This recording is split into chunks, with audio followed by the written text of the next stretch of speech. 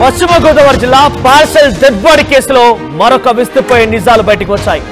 ఎవరైతే రేవతి భర్త శ్రీధర్ వర్మ ఉన్నారో ఆయన సంబంధించి మరొక కీలక అప్డేట్ నేను మీకు అందించబోతున్నాను. శ్రీధర్ వర్మకి ఇప్పటికే 3 పెళ్లిళ్ళని తెలుస్తోంది. 3 వివాహాలు జరిగాయి.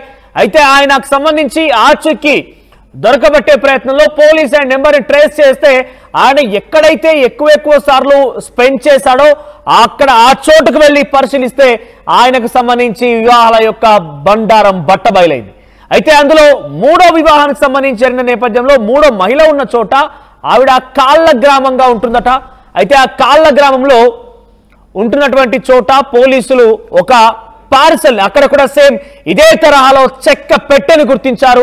అయితే అది ఖాళీగా ఉంది. సేమ్ ఇక్కడ సాగ తులసికి ఏ చెక్క పెట్టె అయితే పార్సల్లో వచ్చిందో అదే సేమ్ చెక్క పెట్టె అక్కడ కూడా ఒకటి ఉందట.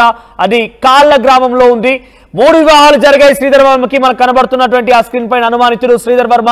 శ్రీధర్ వర్మకి 3 వివాహాలు అయ్యాయి. ఒకటి రేవతితో, ఇంకో 2 మహిళలు కూడా ఉన్నారు. అయితే 3వ మహిళ ఉన్న చోట కాళ్ళ గ్రామంలో సేమ్ ఇక్కడ ఎండగండి గ్రామానికి వచ్చినటువంటి చెక్క పెట్టె ఏదైతే ఉందో పార్సల్ ఉందో అదే రకమైనటువంటి పోలికలతో సేమ్ యాసిస్ గా ఇంకో చెక్క పెట్టె ఉంది.